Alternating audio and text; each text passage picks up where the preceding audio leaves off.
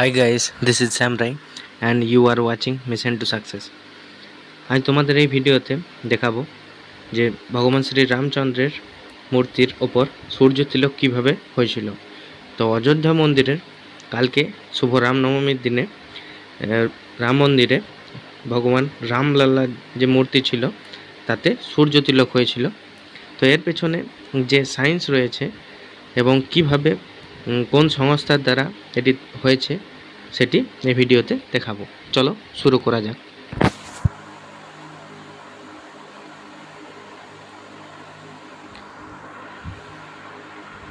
এখানে দেখতে পাচ্ছ ভগবানের মূর্তি রয়েছে আর এখানে মন্দির।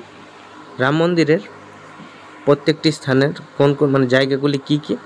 আচ্ছা, একটি জিনিস জেনে নাও যে রাম মন্দির নাগর শৈলীতে তৈরি হয়েছে। শৈলী হলো স্টাইল কি, যেমন ভারতবর্ষে 3 ধরনের মন্দির বানানো হয়।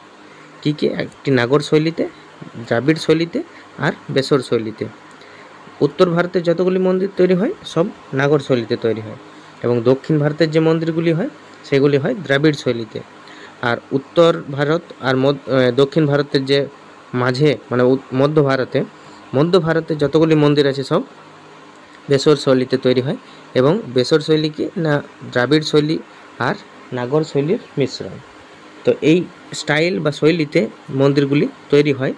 তো এই নাগর শৈলীতে তৈরি ভগবান শ্রী রামচন্দ্রের অযোধ্যাতে রাম মন্দির যেটি তৈরি হয়েছে এটি হলো জাগতি, এটি হলো মণ্ডপ, এগুলি হলো মণ্ডপ। আর যেখানে ভগবান শ্রী রামচন্দ্র মূর্তি রয়েছে তাকে বলা হয় গর্ভগৃহ। এখানে ভগবানদের যতগুলি মূর্তি থাকে, ভগবানের মূর্তি সব ওই গর্ভগৃহতেই থাকে। তারপর দেখো অপরে দেখতে পাচ্ছ ধ্বজা পতাকা রয়েছে, তার নিচে রয়েছে কলস কলসি আছে, আর এই অংশটিকে বলা হয় শিখর, আর এটিকে বলা হয় অক্ষ, এক্সিস অক্ষ বরাবর ওপর থেকে নিচ পর্যন্ত। তারপর হলো প্রদক্ষিণা পাঠ। এবার দেখো এখানে সূর্যের আলো 12টার সময়ে সূর্য তিলক শুরু হয়েছিল। তো সূর্যের আলো এখান থেকে এইভাবে নিয়ে আসা যদি হয়েছিল, তো কিভাবে হয়েছিল না এখানে লেন্স এবং আয়নার দ্বারা 3 তলা থেকে 3 তলার মন্দির এখান থেকে নিচ পর্যন্ত নিয়ে আসা হয়েছিল গর্ভগৃহতে। ঠিক আছে, তো গর্ভগৃহ পর্যন্ত সূর্যের আলো কিভাবে এসেছে সেটির সায়েন্স মেকানিজম এতে দেখতে পাবে, কিভাবে বিজ্ঞান কাজ করছে এখানে। চলো দেখা যাক।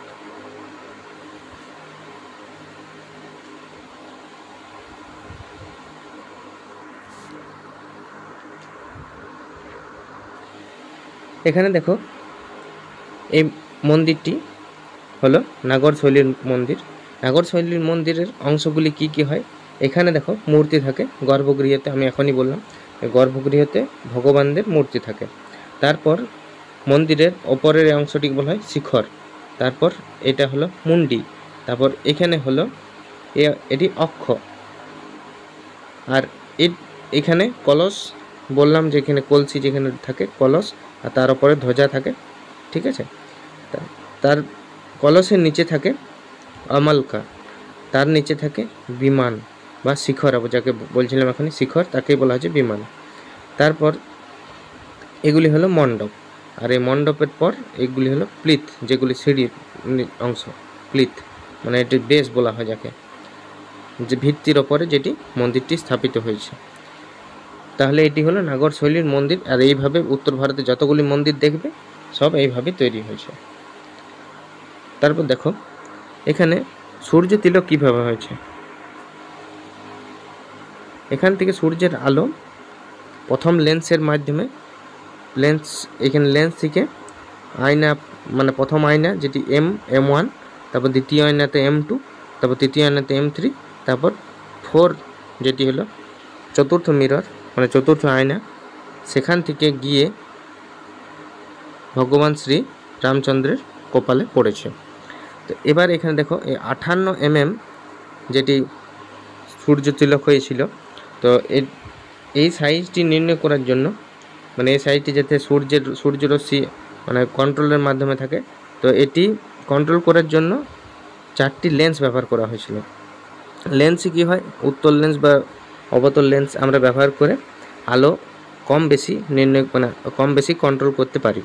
তো লেন্স 4টি ব্যবহার করে এখানে এই ব্রাশ পাইপ বা পিতলের পাইপের মধ্য দিয়ে, যেটি দেখো জেটের আকৃতির মতো দেখাচ্ছে, এটির মাধ্যমে কী হয়েছে, আলো পারাপার হয়ে মানে আলো প্রতিফলিত হয়ে এক স্থান থেকে অন্য স্থানে গিয়েছে এবং ওপর থেকে নিচ পর্যন্ত, যেটি তিনতলা থেকে একদম নিচে গর্ভগৃহ পর্যন্ত আলোটি প্রতিফলিত হয়ে ভগবান শ্রীরামচন্দ্রের কপালে তিলকের মতো পড়েছে।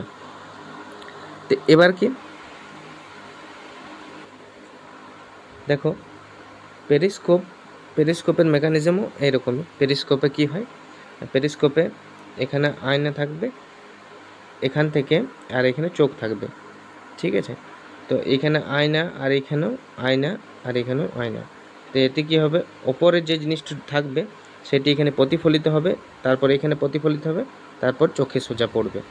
আর এই পেরিস্কোপ আমাদের কোথায় ব্যবহার করা হয়, সাবমারিন হলো ডুবোজাহাজ, জলের মানে একদম জলের নিচে ডুবে যে জাহাজগুলি চলে তাকে বলা হয় সাবমারিন বা ডুবোজাহাজ। তো সেখানে এই পেরিস্কোপ ব্যবহার করা হয়। তো এই পেরিস্কোপের মেকানিজম এখানে দেখো কাজ করছে।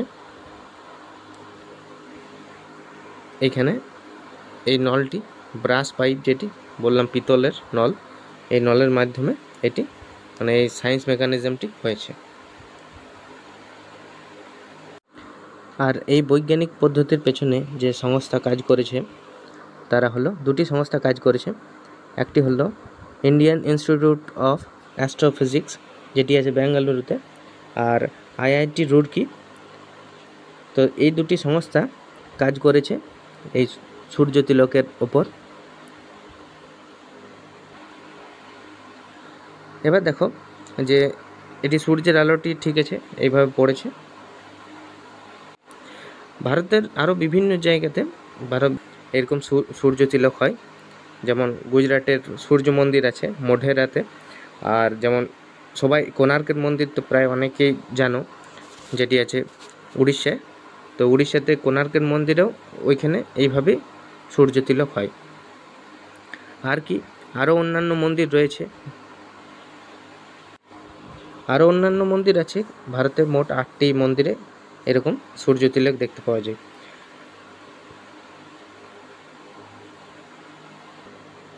তোমরা জানলে এই ভিডিওতে যে কিভাবে সূর্য তিলক হয় এবং অন্যান্য মন্দিরেও কিভাবে সূর্য তিলক হয়ে থাকে। আজকের মতো এখানে শেষ। পরবর্তী ভিডিওর জন্য চ্যানেলটিকে লাইক, শেয়ার আর সাবস্ক্রাইব করবে। চলি।